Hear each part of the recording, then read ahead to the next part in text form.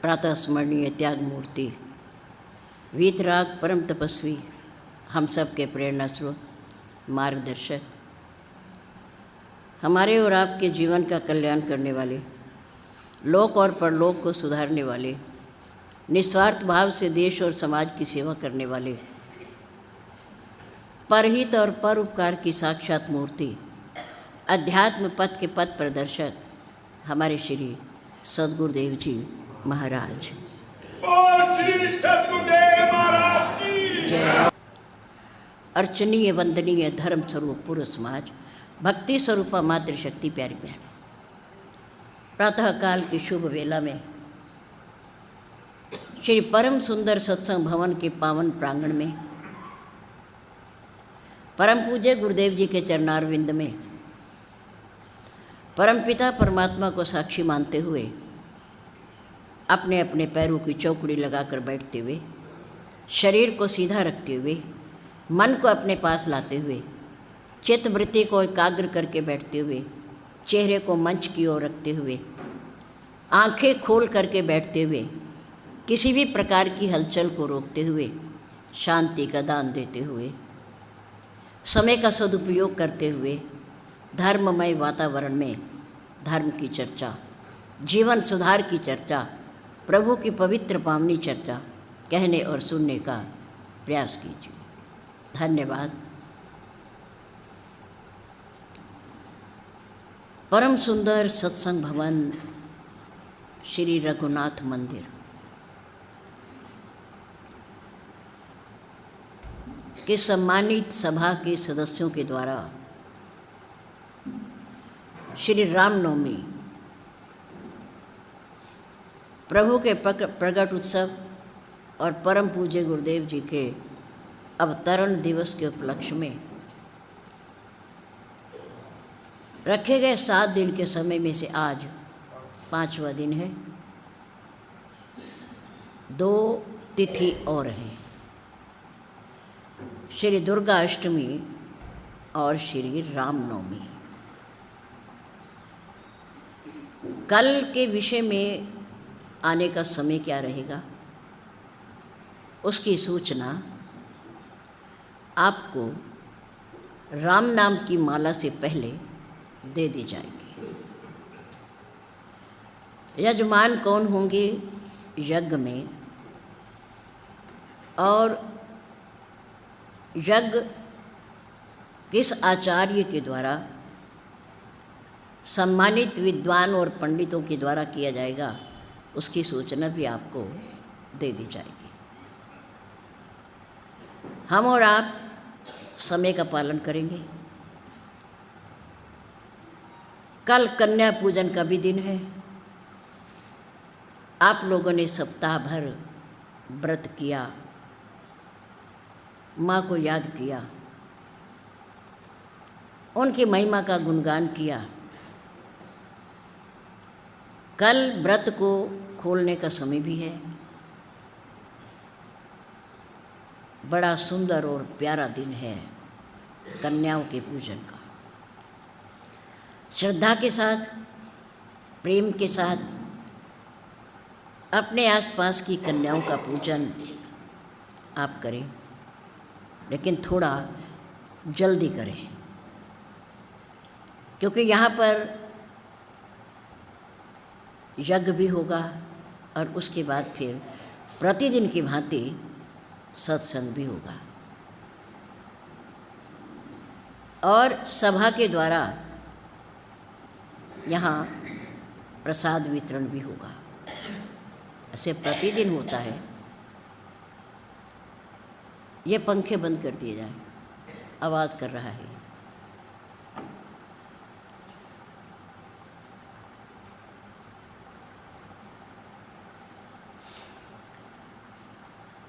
और 6 अप्रैल को पूरे देश में और विदेश में भी जहाँ हिंदू समाज निवास करता है, श्री रामनवमी का पावन उत्सव मनाया जाता है और मनाएंगे। यह हमारे सनातन परंपरा है, संस्कृति है। हमारे इष्ट देव हैं, भगवान प्रकट होते हैं, त्रेता में ही नहीं आज भी होते हैं। प्रकट शब्द उनके लिए आता है जो हर स्थान पर सर्वत्र विद्यमान होता है और प्रेम से पुकारने पर विश्वास के साथ, हृदय की पुकार के साथ परमात्मा को कहीं भी प्रकट किया जा सकता है। देवताओं ने अपने स्थान पर बैठकर एकत्र होकर के भगवान से प्रार्थना की तो प्रभु ने वहीं पर आकाशवाणी के माध्यम से उन्हें आश्वासन दिया कि जो आप चाहते हो, जिसके लिए आप मुझे पुकार रहे हो, मैं आऊँगा। प्रभु ने आने का समाचार तो पहले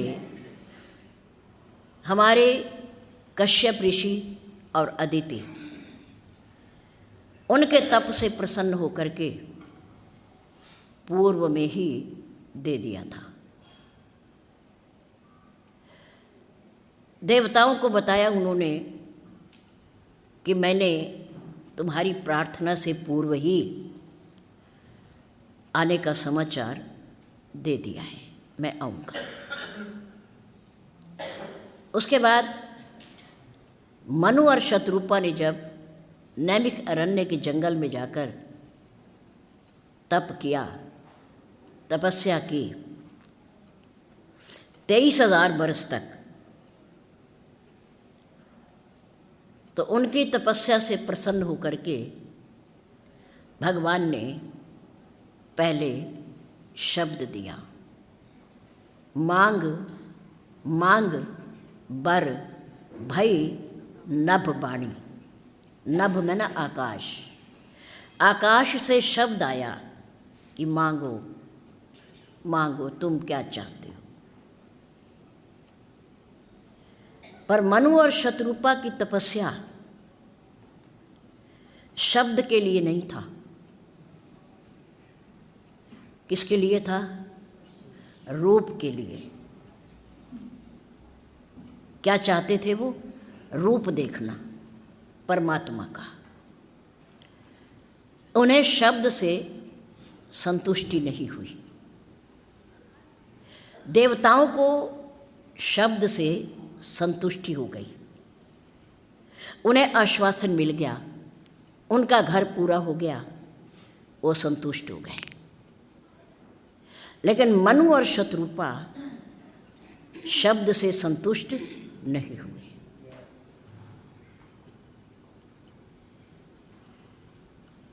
उन्होंने कहा कि देखो प्रभु, ये शब्द तो मैं पितामह ब्रह्मा जी से, भगवान विष्णु से और संहार करता भगवान भोलेनाथ जी से कई बार सुन चुका हूँ, और इसका प्रमाण है गोस्वामी तुलसीदास जी ने लिखा, विधि हरि हर तीनों देवता। विधि, हरि और हर। विधि किसे कहते हैं? पितामह ब्रह्मा जी। हरि किसे कहते हैं? भगवान विष्णु को। और हर किसे कहते हैं? भोलेनाथ जी को। विधि हरि हर। तप देख अपारा, बहुत कठिन। जल का भी त्याग, वायु का भी त्याग, कंदमूल फल का भी त्याग। करते हुए मनु और शतरूपा के अपार तप को जब देखा तो कौन कौन आए? कौन कौन आए? श्री ब्रह्मा जी, भगवान विष्णु जी और भगवान भोलेनाथ। उनका सिंहासन हिला। मनु और शतरूपा ने कहा कि तप करने के बाद बहुत बार, एक बार नहीं, कितनी बार? बहुबारा। विधि हरि हर तप देख अपारा। बहुत बार आए और कहा कुछ मांग लो, कुछ मांग लो। लेकिन उन्होंने कहा नहीं, हमें आपसे कुछ नहीं चाहिए। हमारी बातचीत तो ऊंचे लेवल पे चल रही है। राष्ट्रपति के प्रति वहाँ चल रही है हमारी बात। हमें आपसे कुछ नहीं लेना, मंत्रियों से हमें कुछ नहीं लेना। हमारा नंबर तो राष्ट्रपति के साथ है, मिला हुआ है। विधि हरि हर तप देख अपारा, मनु समीप आए बहुबारा। बहुत बार आए, लेकिन मनु और शतरूपा जी ने उनके कहने पर भी उनसे कुछ नहीं मांगा। क्यों?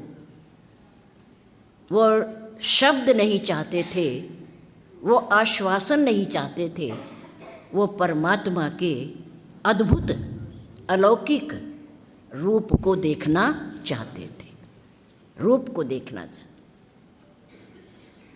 जब आकाशवाणी हुई तो मनु शतरूपा ने कहा, प्रभु शब्द तो बहुत बार सुन चुका हूँ, लेकिन अब मुझे रूप चाहिए, रूप चाहिए। प्रभु ने कहा, देखो मनु, ज्ञानी मुझे कहता है कि परमात्मा निर्गुण निराकार है, उसका कोई आकार और रूप नहीं है। लेकिन भक्त मुझे कहता है कि मेरा परमात्मा जिसका मैं भजन कर रहा हूँ वो सगुण और साकार है। वो हमारी पुकार को सुन करके, हमारी समस्या को देख करके, हमारे कष्ट और दुख को देख करके परमात्मा जिस रूप में हमें उस चाहते हैं वो प्रकट हो जाता है, प्रकट हो जाता है। मेरा भक्त मुझे पुकारता है। द्रौपदी ने मुझे पुकारा तो मैं उसके लिए वस्त्रों की दुकान खोलकर बजाज बन गया। मैंने उसकी साड़ियों को ढेर लगा दिए, द्रौपदी की लाज बचाई मैंने। मेरे नरसिंह भक्त ने मुझे पुकारा, मेरा भजन किया, मैं उसके लिए, उसकी कन्या के विवाह के लिए मैं सेठ बन करके आया। धन्य जाट ने मुझे पुकारा तो मैं जंगल में ही, खेतों में ही पत्थर से प्रकट हो गया। मैं पत्थर से प्रकट हो गया। मेरे भक्त प्रहलाद ने मुझे पुकारा तो मैं अग्नि के खंभे से ही प्रकट हो गया। मेरा भक्त मुझे जिस रूप में देखना चाहता है, क्योंकि इतने ब्रह्मांड की 84 लाख योनि प्राणियों की शक्ल बनाने वाला परमात्मा अपना रूप बनाने में कभी लाचार नहीं होता। कुछ भी बन सकता है। वो मत्स्य भी बन सकता है, वो वराह भी बन सकता है, वो कच्छप भी बन सकता है अपने भक्तों के लिए। वो नरसिंह भगवान भी बन सकता है। वो इंद्र की प्रार्थना पर राजा बल की यज्ञशाला में याचक भी बन सकता है, वामन भी बन सकता है। नंदा नाई की जगह सेठ के बाल भी बना सकता है, नाई भी बन सकता है, पर पुकारो तो सही, बुलाओ तो सही। वो तो कुछ भी बनने को तैयार है। प्रभु ने कहा, देखो मनु, तुम मुझे जिस रूप में चाहते हो मैं वो रूप बना करके आ जाऊंगा। मेरे पास कोई मजबूरी नहीं आने में, लेकिन तुम बताओ, मेरा भक्त बताता है कि मुझे आपका कौन सा रूप अच्छा लगता है, किस रूप में मैं आपको चाहता हूँ। मनु जी ने परम पिता परमात्मा को, जिसकी गोदी में बैठकर आज तक तपस्या कर रहे थे, भजन कर रहे थे, चिंतन कर रहे थे, तप कर रहे थे, आज उस परमात्मा को बालक रूप में अपनी गोदी में बिठाने की भावना से प्रभु से पुकार कर रहे हैं। भले ही आपके रूप अनेक हैं, आपके नाम अनेक हैं, आप सर्वशक्तिमान हो, पर फिर भी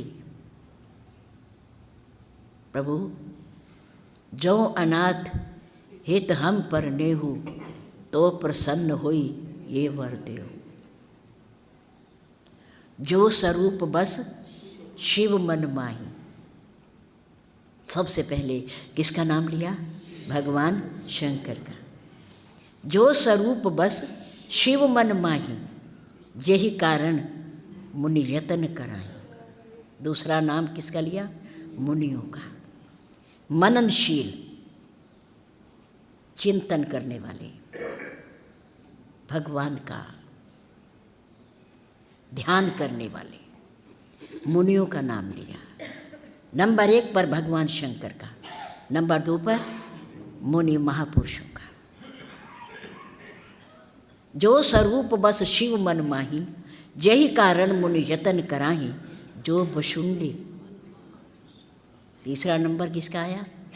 काग बशुंड जी का। कथा सुन रहे हो ना? हैं? सबसे पहले नाम किसका आया? दूसरा नाम किसका आया?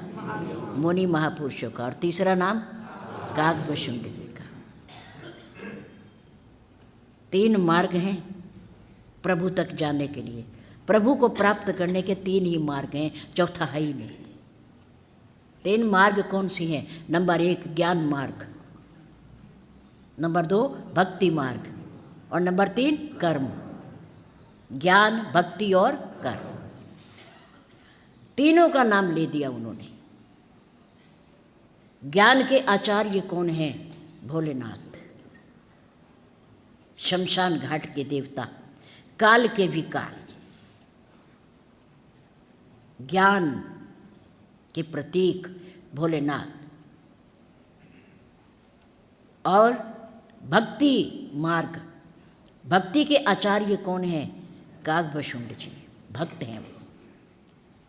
भोलेनाथ जी ज्ञानी हैं, ज्ञान मार्ग के प्रतीक हैं, और काग बशुंड जी भक्ति मार्ग के प्रतीक हैं।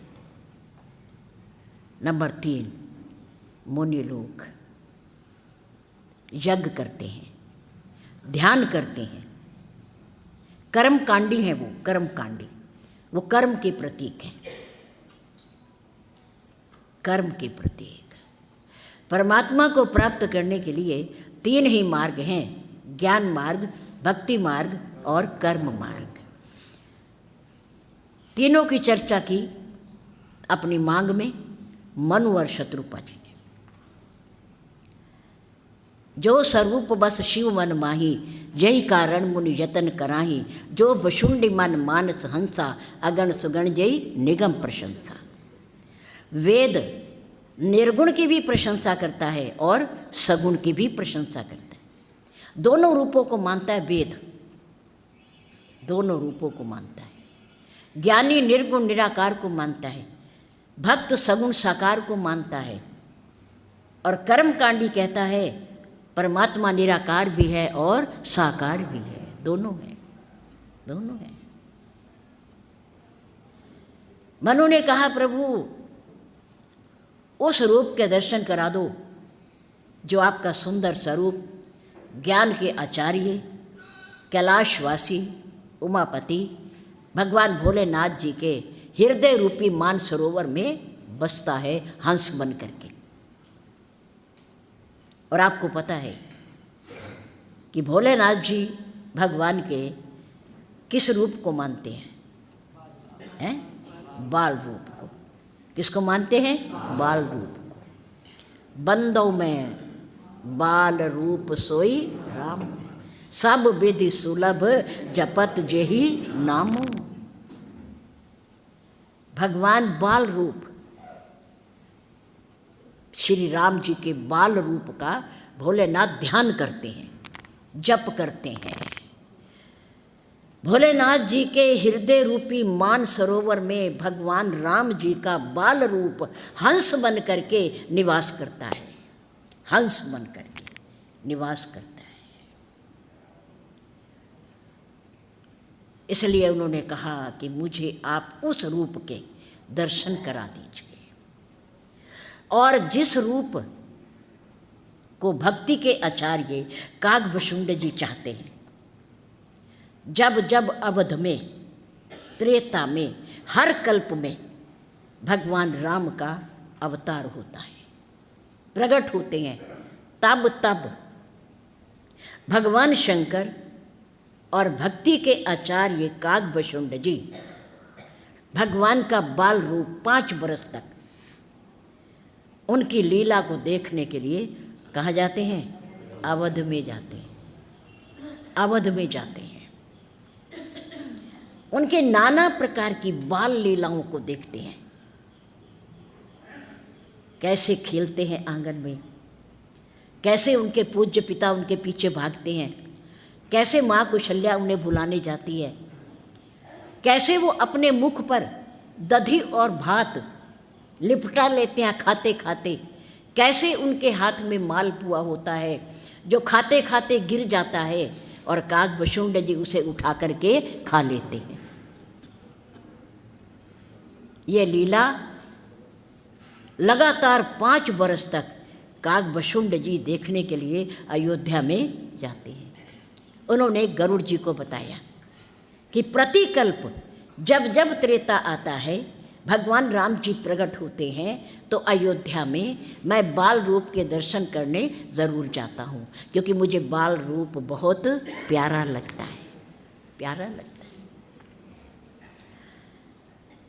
3 प्रकार के भक्तों, ज्ञानी, कर्मकांडियों की बात रखी मनु और शत्रुपा जी ने।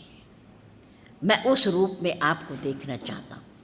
और अभिलाष निरंतर होई, देखिए नयन परम प्रभु सोई।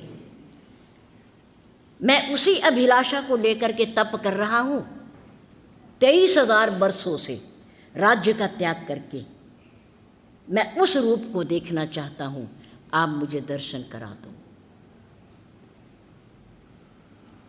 तो उस समय आकाश मंडल पर भगवान राम और उनकी प्रियतमा जगत जननी कौन? माँ सीता, दोनों।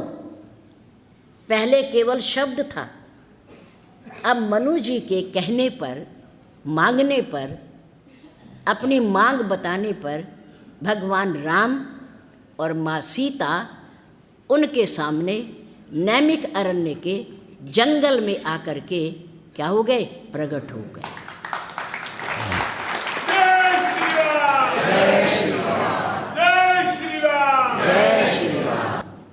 जाकी रही भावना।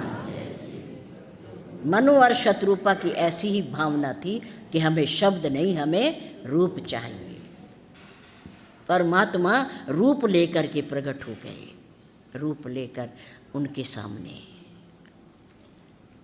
धरती पर कोई व्यक्ति ऐसा नहीं जिसकी कोई समस्या ना हो। छोटे से लेकर बड़े तक। कोई ऐसा व्यक्ति नहीं जिसकी कोई समस्या ना हो, और धरती पर ऐसी कोई समस्या नहीं जिसका कोई समाधान ना हो। कोई समस्या नहीं, बल्कि कई बार तो समस्या के अंदर ही समस्या का समाधान होता है। हमारी बुद्धि सोच नहीं पाती, विचार नहीं पाती, उस समाधान को ढूंढ नहीं पाती, तह तक पहुंच नहीं पाती। मंदिर की चोटी कितनी भी ऊंची हो, ध्यान से सुनना, मंदिर की चोटी कितनी भी ऊंची हो, पर मत्था व्यक्ति कहाँ टेकता है? मंदिर की सीढ़ियों पर टेकता है। चोटी का अपना महत्व है, और जहाँ मत्था टेकते हैं उन सीढ़ियों का अपना महत्व है, अपना महत्व है। मुख कमल भले ही शरीर के ऊपरी हिस्से पर है, ऊपर है, ऊंचाई पर है, लेकिन चरणामृत तो हमेशा किसका लिया जाता है? चरणों का ही लिया जाता है। मुख अमृत नहीं होता, चरणामृत कहाँ का होता है? चरणों का होता है। मंदिर की चोटी से पता चलता है दूर से कि यहाँ कोई देव स्थान है, यहाँ कोई देव स्थान है, पवित्र जगह है, ये पवित्र जगह है। पता तो चलता है, लेकिन मत्था तो सीढ़ियों पर ही टेका जाता है, प्रणाम तो वहीं किया जाता है। क्यों? क्योंकि उन सीढ़ियों पर भगवान के भक्त चढ़ करके भगवान को प्रणाम करने जाते हैं।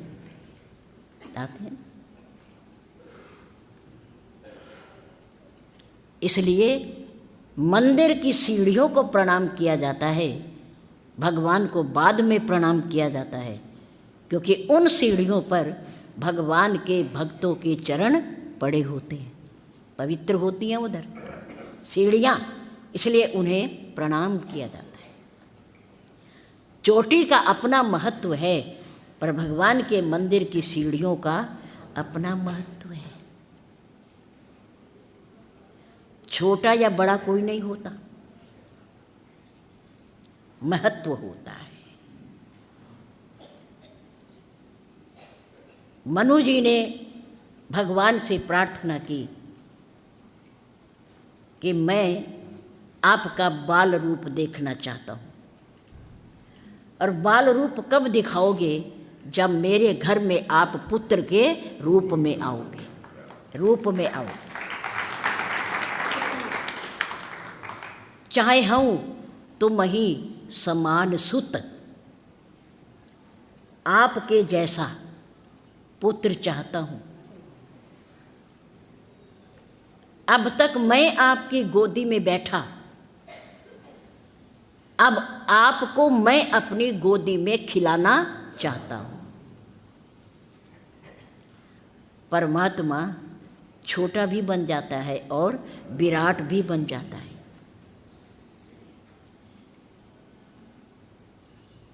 कौशल्या के माध्यम से भगवान राम बालक रूप में प्रकट हुए, बालक रूप में, और अभी बाहर सूचना नहीं गई। उस बालक रूप भगवान ने माँ कौशल्या के सामने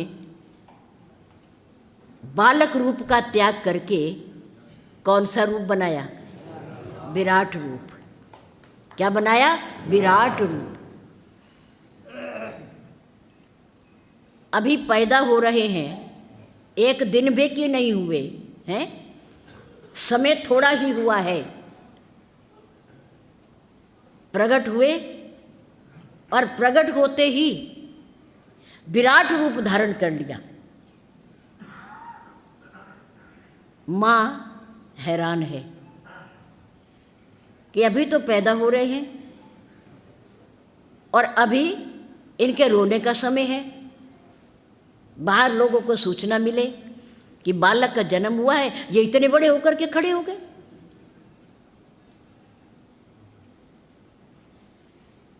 माँ ने कहा ये क्या है? प्रभु ने कहा माँ मैं क्या करूं, मेरा तो रूप ही इतना है, मैं सदा से इतना हूं, सदा से इतना हूं। अब तुम मुझे बताओ कि मैं क्या बनूं, मैं क्या बनूं, कैसा रूप लूं मैं। उस समय मेरी माँ ने कहा कि बालक जब जन्म लेता है तो बच्चा रोता है, माँ की गोदी में आता है और उसके रोने की आवाज़ सुनकर के पता चलता है कि बालक का जन्म हो गया है।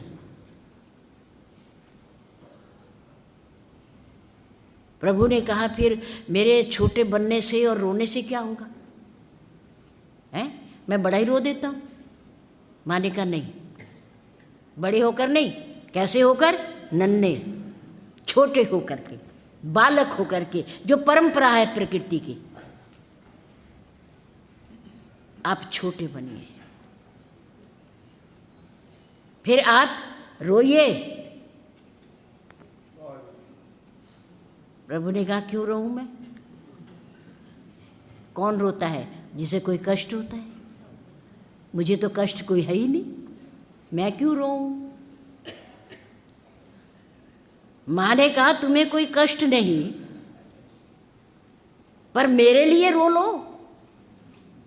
दुनिया को पता चल जाए बालक हुआ है, इसलिए रो लो, ताकि ढोल बज जाए, मिठाई बट जाए, इसलिए रो लो। प्रभु ने कहा अच्छा ये भी परंपरा है दुनिया की? माँ ने कहा हाँ ये भी परंपरा है। तब बाहर आवाज़ जाएगी, पता चलेगा कि आप आए हैं। सुनी वचन सुजाना, रोदन ठाना, वही बालक ये चरत ये गावई, हरिपद पावई, ते न परई भव कूपा। मेरी माँ के वचन सुनकर के अखिल ब्रह्मांड नायक परमपिता परमात्मा पिता पिता बालक बन करके रो रहा है, बालक बन के। पिता क्या बन गया आज? बालक बन गया। सुने वचन सुजाना, रोदन ठाना, होई बालक नन्ना बालक, नन्हे बालक बन करके माँ की गोदी में आ गए और रोने का नाटक शुरू कर दिया। नाटक, अभिनय। जब प्रभु रोए और उनके रोने की आवाज़ दासियों ने सुनी, भाग करके राजा के पास गई।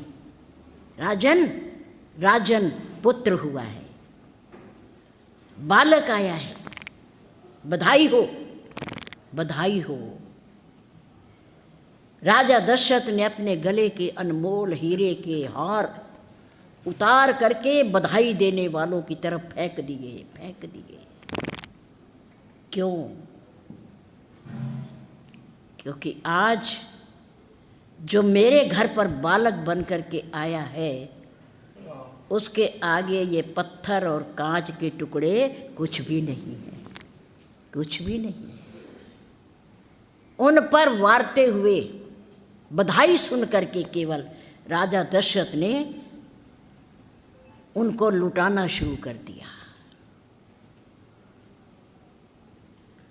और कहा, एक क्षण के लिए अंतर्मुख हो गए, अंतर्मुख हो गए और उन्हें वो घटना याद आ गई नैमिक अरण्य वाली, कि जगत पिता, जगत माता,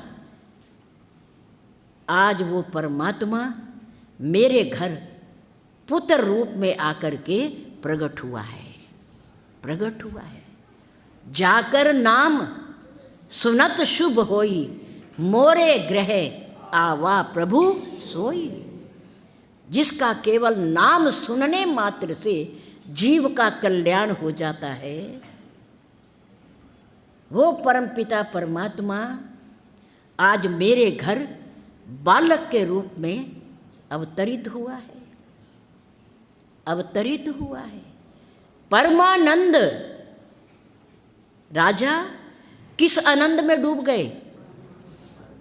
परमानंद, परम आनंद। एक बार उन्हें ये नहीं पता चला मैं कहाँ खड़ा हूं, मैं क्या कर रहा हूं, मुझे क्या सुनाई दे रहा है। भूल गए, सब भूल गए। परमानंद, पूरी मन राजा, उनका मन परम आनंद से परिपूर्ण हो गया ये सुनते ही कि मेरे घर बालक का जन्म हुआ है। परमानंद पूरी मन राजा। जब आनंद के झूले में झूलते हुए राजा दशरथ कुछ बहिर्मुख हुए तो कहने लगे, क्या देख रहे हो, सुन नहीं रहे? मेरे घर में अखिल ब्रह्मांड नायक जगदाधार परम पिता परमात्मा बालक रूप में अवतरित हुआ है। जाओ जाओ, परमानंद पूरी मन राजा, कहा बुलाई बजावहूँ बाजा। जाओ, बधाई गाओ, बधाई गाओ, ढोल बजाओ, नगाड़े बजाओ, मिठाई बांटो, मिठाई बांटो, सबको सूचना दो, आज मेरे घर पुत्र आया है, मेरा उत्तराधिकारी आया है, इस राज्य का मालिक आया है। परमानंद पूरी मन राजा, कहा बुलाई बजावहूँ बाजा। तुम भी आनंदित हो जाओ, तुम भी आनंदित हो जाओ। आज परमात्मा बालक रूप लेकर के राजा दशरथ के महलों में अवतरित हुआ है। इतना आनंद है। परमात्मा को जो हृदय से पुकारता है, भाव से पुकारता है, परमात्मा उसका हाथ पकड़ते हैं, उसे सहारा देते हैं। जिसका हाथ आपने पकड़ा वो रहा न बेसहारा, जिसका हाथ आपने पकड़ा वो रहा न बेसहारा, दरिया में डूब कर भी उसे मिल गया किनारा। वो डूब करके भी तर जाता है, डूबते हुए को भी परमात्मा उबार लेता है, ऊपर खींच लेता। गज और ग्रह की लड़ाई में गज ने जब ग्रह उनके पैर को पकड़कर अंदर खींचकर गंडकी नदी में ले जा रहा था, उस समय कोई बचाने वाला और नहीं था, तो केवल किसका सहारा था? परमात्मा का सहारा, ईश्वर का सहारा। बहते हुए फूल को उठा करके हाथी ने अपनी सूंड से ऊपर कर दिया। प्रभु, एकमात्र आप ही सहारा हो इस समय। उबार सकते हो तो उबार लो, बचा सकते हो तो बचा लो। परमात्मा का सिंहासन डोला। हृदय से की गई पुकार से परमात्मा का आसन हिल जाता है, हिल जाता है, और वो सिंहासन छोड़ करके अपने भक्त की पुकार को सुनकर दौड़े चले आते हैं, दौड़े चले आते।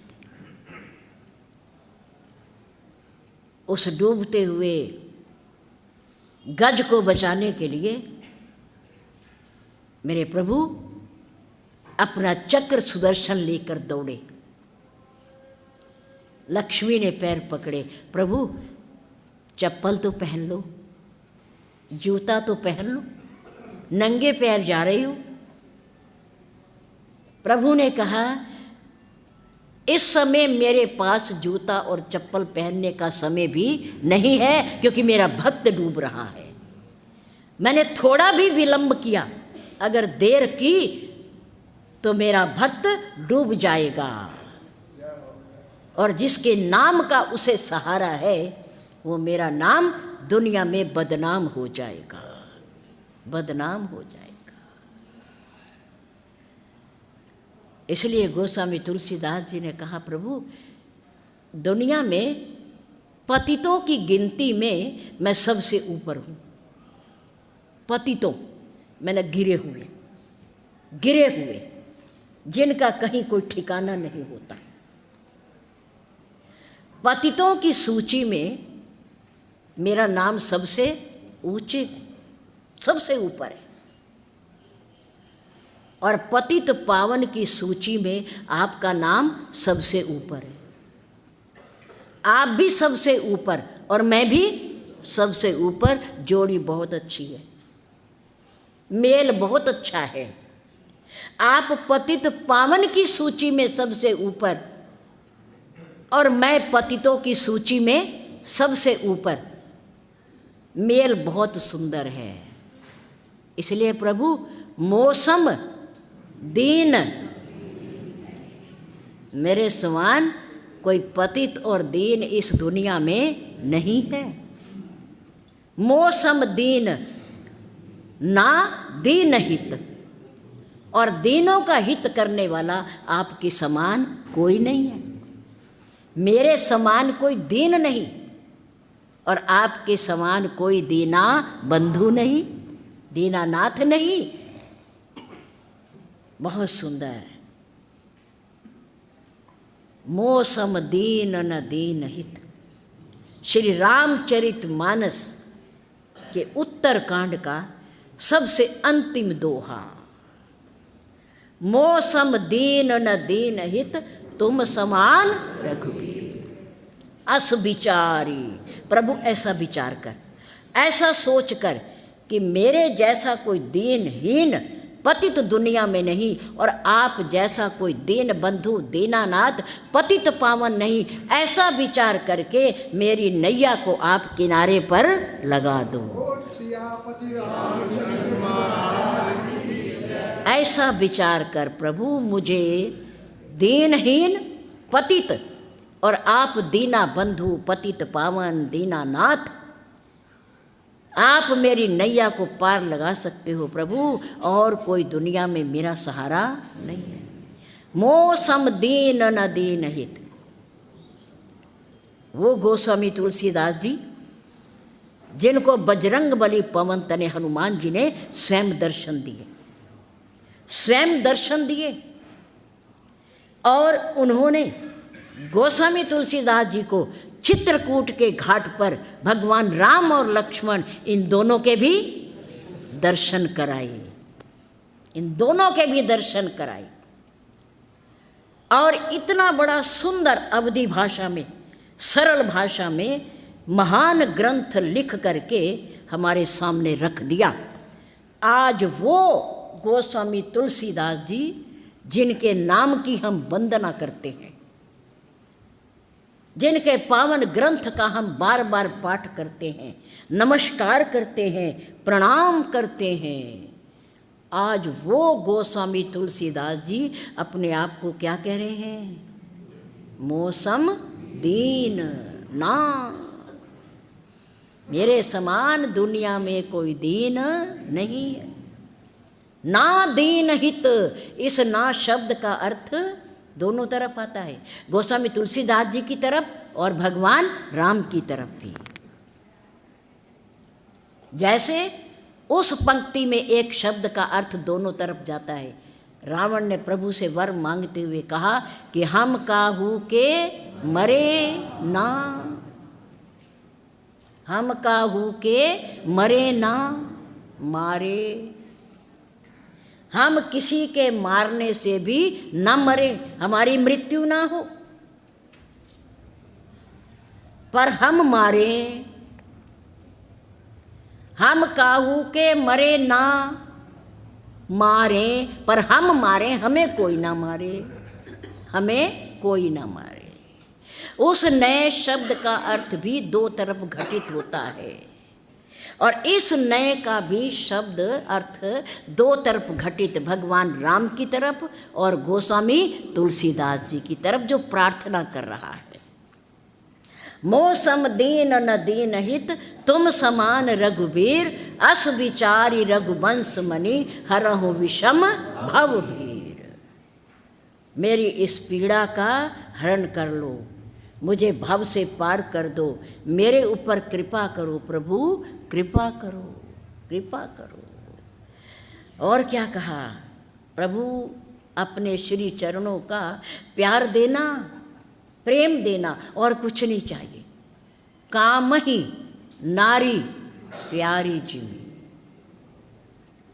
जिस प्रकार काम आसक्त व्यक्ति को नारी के प्रति अंधा प्रेम होता है, मोह होता है, मोह अज्ञान के कारण, अज्ञान के कारण। काम ही नारी प्यारी जिमी। एक कामी का नाम लिया और एक लोभी का नाम लिया, दो आदमियों का नाम लिया, एक कामी और एक लोभी। काम ही नारी प्यारी जिमी, और लोभ ही प्रिय जिमी दाम। कृपा करना, मेरी आपके श्री चरणों में आसक्ति इतनी हो कि जैसे कामी पुरुष की एक महिला के प्रति आसक्ति होती है, इतनी आसक्ति मेरे आपके श्री चरणों में हो। जब तक नारी की प्राप्ति नहीं हो जाती, वो अपनी वासना की तृप्ति नहीं कर लेता, तब तक वो शांत नहीं होता। पर गोस्वामी तुलसीदास जी इतने तक नहीं रुके। उन्होंने कहा प्यार तो मेरा इतना हो आपके प्रति, लगाव तो मेरा इतना हो आपके प्रति, जैसा एक कामी का नारी के प्रति होता है। पर कामी तो तृप्ति के बाद शांत हो जाता है। प्रभु कृपा करना, मैं आपके दर्शन करके, आपको प्राप्त करके भी मेरी भूख कभी तृप्त ना हो।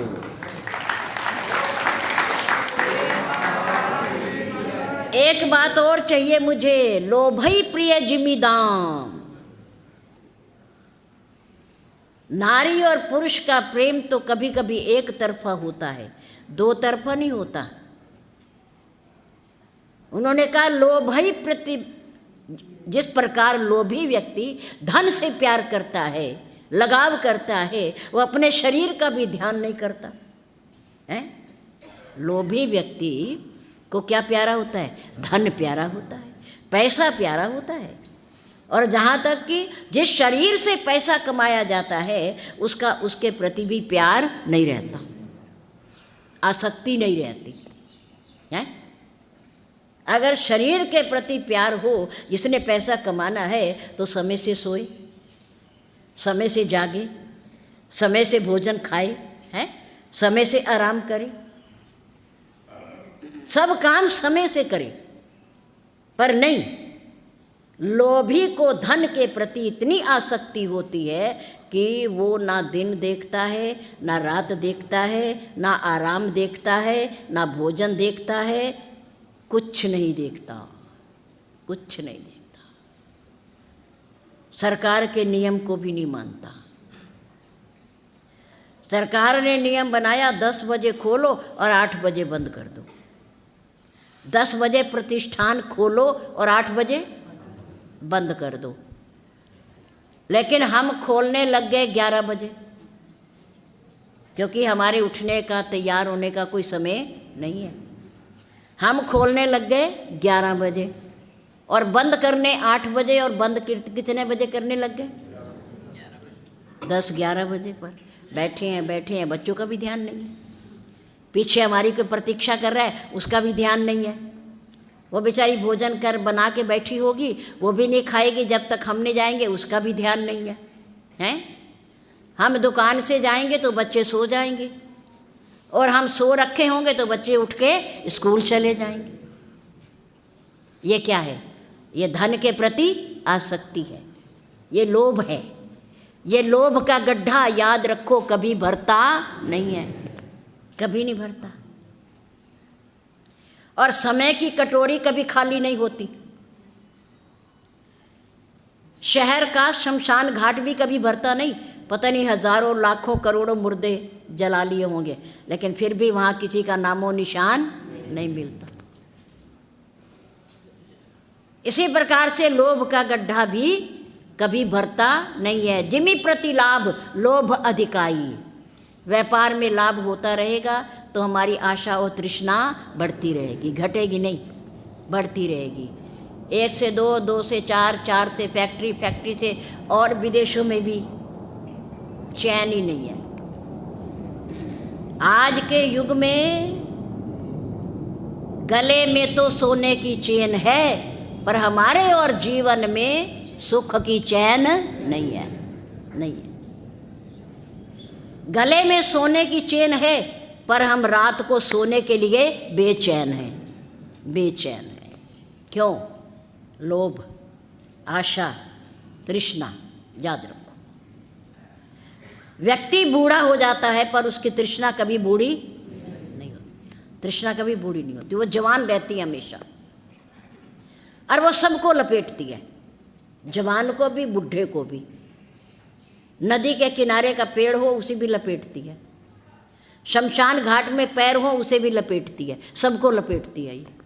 ये तृष्णा ऐसी है। गोस्वामी तुलसीदास जी प्रार्थना करते हुए कह रहे हैं भगवान से कि प्रभु काम ही नारी प्यारी जीवी। जब तक आप मुझे मिलो नहीं तब तक मेरी आसक्ति आपकी तरफ ऐसे रहे जैसे एक कामी पुरुष की होती है नारी के प्रति। और जब आप मुझे मिल जाओ, जब आप मुझे मिल जाओ, मुझे आपके दर्शन हो जाए, आप मेरे हृदय में आकर बस जाओ, तो मेरी भावना आपके प्रति ऐसी हो जाए लोभी व्यक्ति जैसी कि अभी नहीं मिले मुझे, अभी नहीं मिले मुझे, अभी पूरे नहीं मिले, अभी मैं अच्छी तरह से नहीं मिल पाया, मैं उन्हें देख नहीं पाया है। ये भावना बनी रहे मिलने के बाद भी, मिलने के बाद भी ये सोचता रहे कि अभी मैं अच्छी तरह से प्रभु से मिल नहीं पाया, मैं बात नहीं कर पाया, मैंने जो कहना था मैं कह नहीं पाया। प्रभु अभी ठहरो, अभी रुको, मुझे आपकी आवश्यकता है, आपके बिना मेरा काम नहीं चलने वाला। लोभी व्यक्ति की तरह ना दिन देखे ना रात देखे, ना आराम देखे ना विश्राम देखे, जब समय मिले तभी उठ करके भगवान का भजन करने लगे। जय श्री राम, जय श्री राम।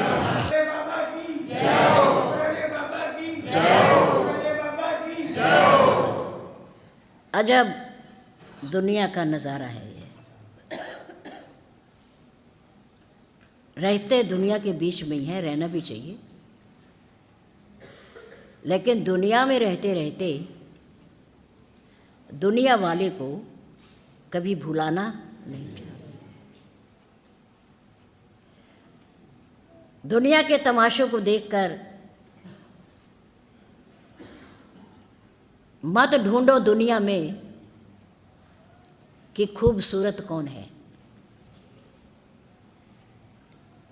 मत ढूंढो दुनिया में कि खूबसूरत कौन है। खूबसूरत तो वो है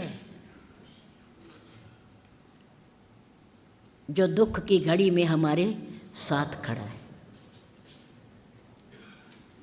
सबका अपना अपना काम है, सबका अपना अपना मोल है, पर जो मुसीबत में हमारे साथ खड़ा वो सबसे अनमोल है, उसकी कोई कीमत नहीं, चाहे उसके पास पैसा ना हो, हमारे किसी काम ना आ सकता हो वो,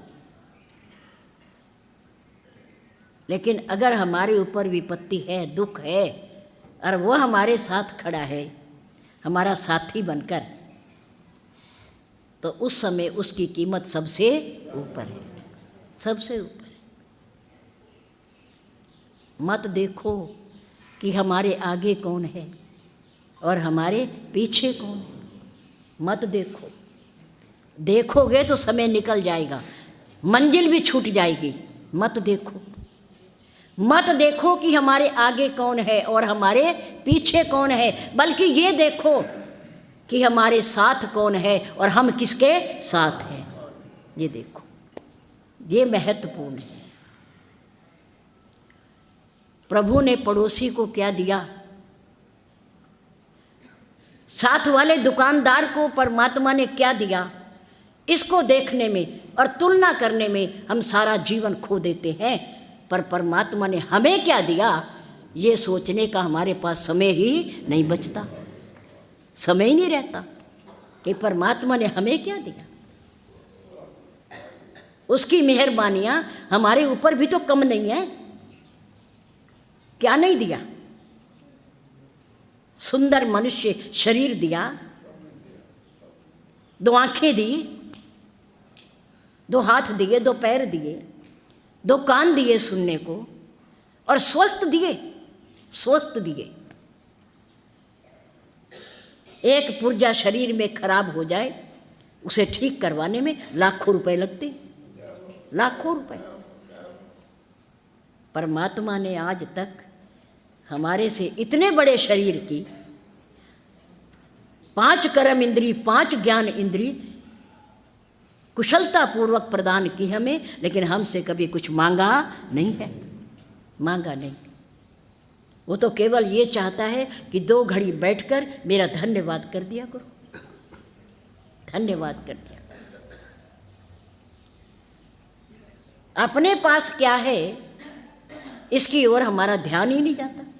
हम तुलना दूसरों से करते हैं अपनी। जो हमारे पास है वो भी किसी प्रकार से कुछ कम नहीं है।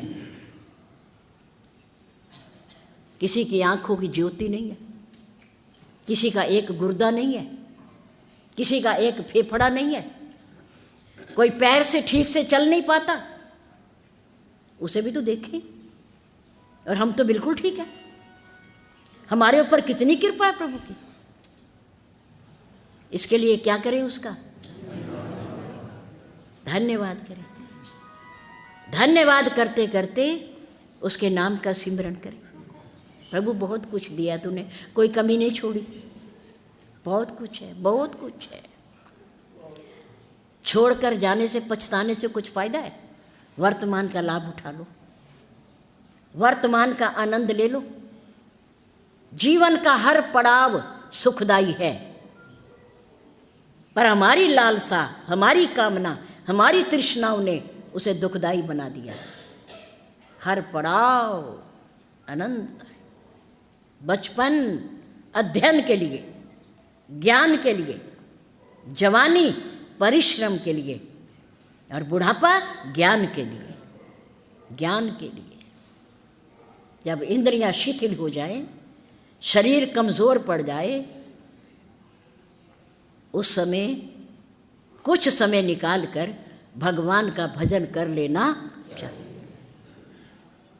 ऐसे तो जवानी में भी करो, बचपन में भी करो।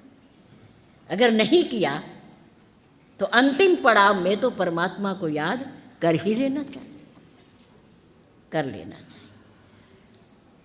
हमारे सामने कोई ऐसी मजबूरी नहीं है कि हम 2 घड़ी बैठकर भजन ना कर सकें। यह हमारी मोह ममता है जो हमें खींचती है, जो हमें अपनी ओर आकर्षित करती है।